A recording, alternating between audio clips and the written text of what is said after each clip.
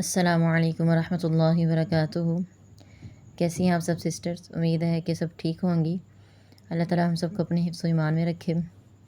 جی تو آج کا ہمارا سبق ہے فعل امر حاضر۔ فعل امر حاضر، پہلے ہم نے فعل ماضی پڑھا، پھر ہم نے فعل مضارع پڑھا، تو آج ہم پڑھیں گے فعل امر حاضر۔ فعل امر حاضر کیا ہوتا ہے؟ فعل امر وہ فعل ہے، وہ کام ہوتا ہے جس میں کوئی کام کرنے کا حکم دیا جائے۔ امر کا معنی عربی میں آمارہ کا معنی ہوتا ہے حکم دینا۔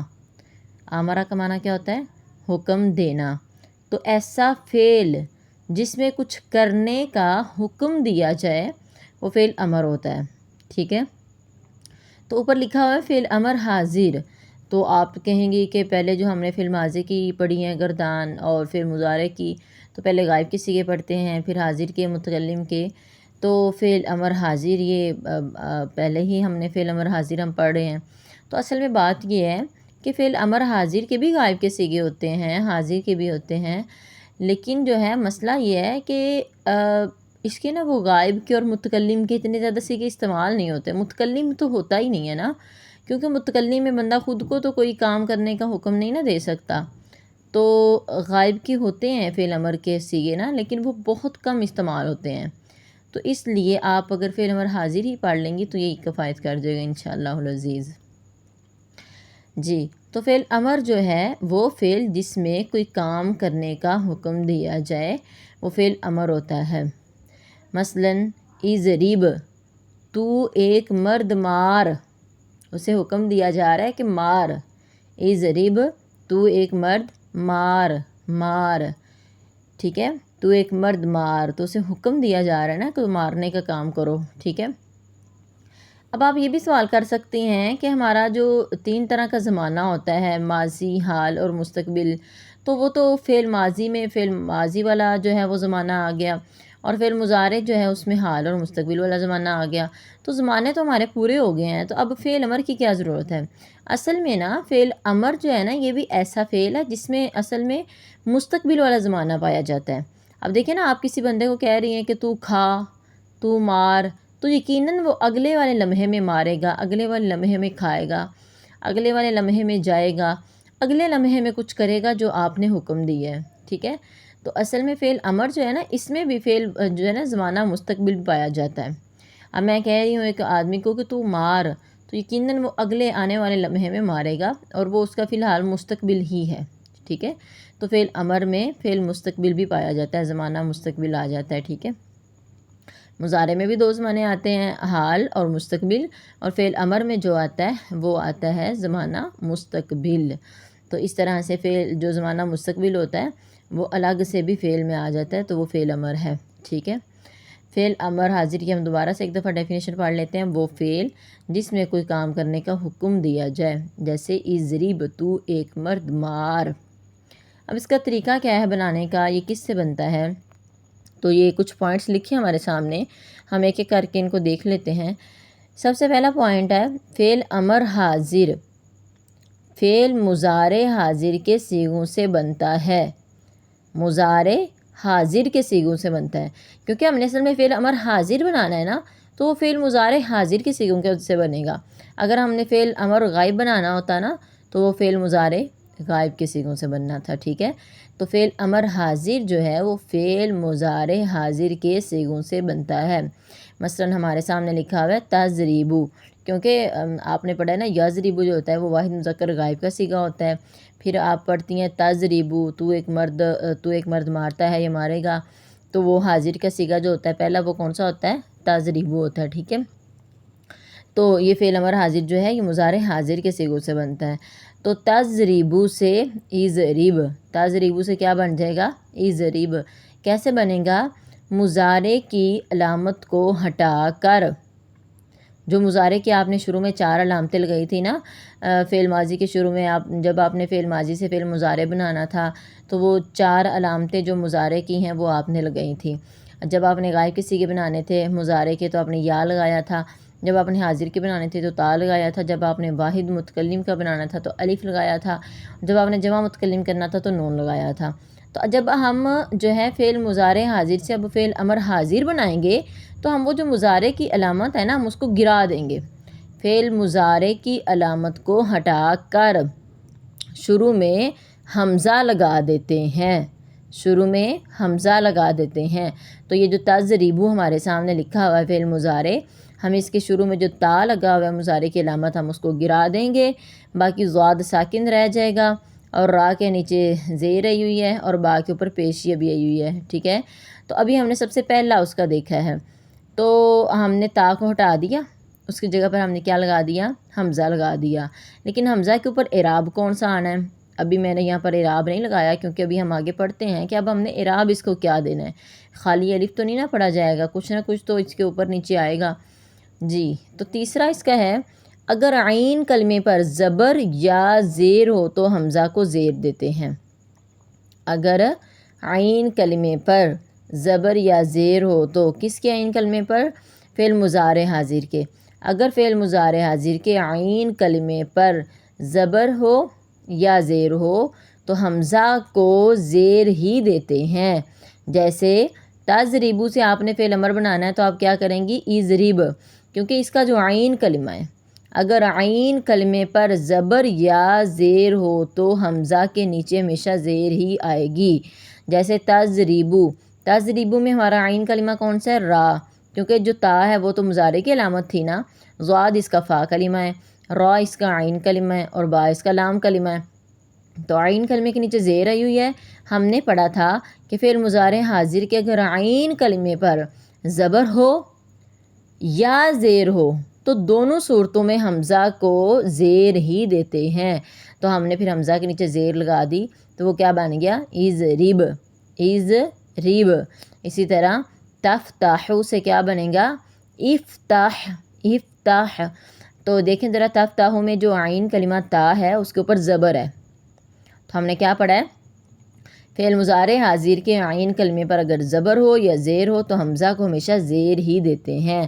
تو لہٰذا ہم نے وہ علامت مضارع تا ہٹا دی، اس کی جگہ پر ہم نے الف لگایا اور الف کے نیچے ہم نے زیر لگا دی. تو وہ تفتح سے کیا بن گیا؟ افتح، افتح. تو ایک مرد کھول. ٹھیک ہے. چوتھا کیا ہے پوائنٹ؟ اگر عین کلمے پر پیش ہو تو حمزہ کو پھر پیش دیتے ہیں. ٹھیک ہے. اگر تو فعل مضارع حاضر کے عین کلمے پر زبر یا زیر ہو تو آپ کو پتہ ہے حمزہ کو ہمیشہ زیر ہی دیتے ہیں، اور اگر عین کلمے پر پیش ہو تو حمزہ کو پھر پیش دیتے ہیں. جیسے تنصرو، فعل مضارع حاضر کا صیغہ ہمارے سامنے لکھا ہوا ہے تنصرو.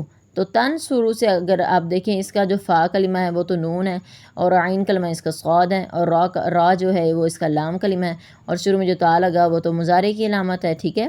تو تنصرو سے جب ہم نے فعل امر حاضر بنایا تو ہم نے تا کو ہٹا دیا، اس کی جگہ پر ہم نے الف لگا دیا. اور اب سوال یہ پیدا ہوتا ہے کہ الف کے اوپر کون سی حرکت آنی ہے؟ تو اس کا جب ہم نے عین کلمہ دیکھا فعل مضارع حاضر کا تو اس کے اوپر پیش تھی تو ہم نے حمزہ کو پیش دے دی. تو کیا بن گیا؟ تنصرو سے انصر، تنصرو سے انصر. جیسے تکرمو سے اکرم، تکرمو سے کیا بنے گا؟ اکرم، اکرم. جی، پانچواں پوائنٹ ہے کہ لام کلمے کو ساکن کر دیتے ہیں. فعل امر کا جو لام کلمہ ہوتا ہے نا وہ ہمیشہ ساکن ہوتا ہے. فعل امر کا لام کلمہ ہمیشہ ساکن ہوتا ہے، اسی لیے ہم اوپر پڑھتے آئے ہیں تضریبو سے اضرب، با کلمہ جو اس کا لام ہے وہ ساکن ہو گیا.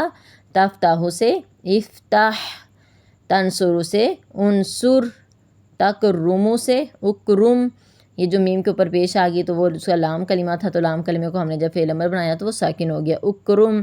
اسی طرح تضریبو سے اضرب، تسمعو سے اسمع، اسمع.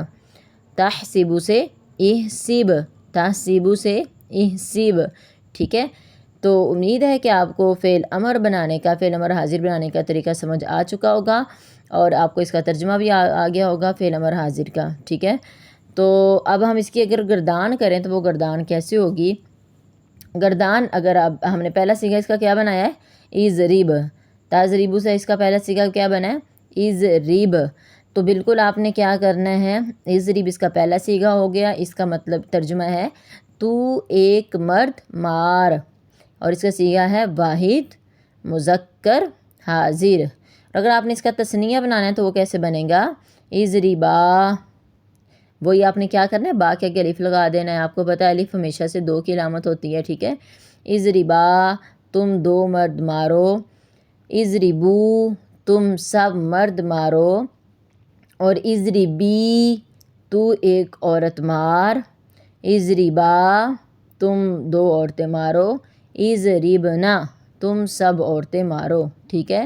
تو یہ گردان جو ہے نا وہ مجھے لکھنی بھول گئی ہے، تو اس لیے میں نے آپ کے سامنے پڑھ دیا. تو انشاءاللہ آپ اسے لکھ لیے گا.